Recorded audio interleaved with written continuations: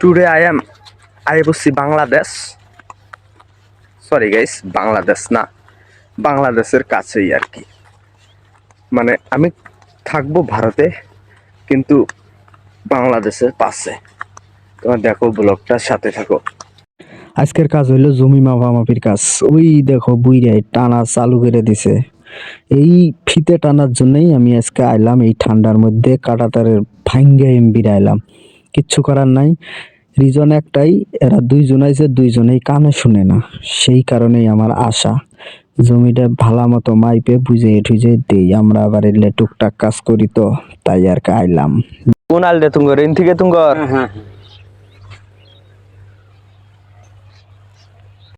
পাশে বাংলাদেশ, আমি ভারতে আছি।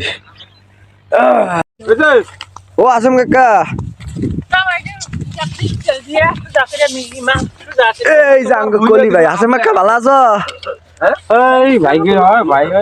যাও ইনো আইয়া আমি এটা অকাম কইরা আলাইছি।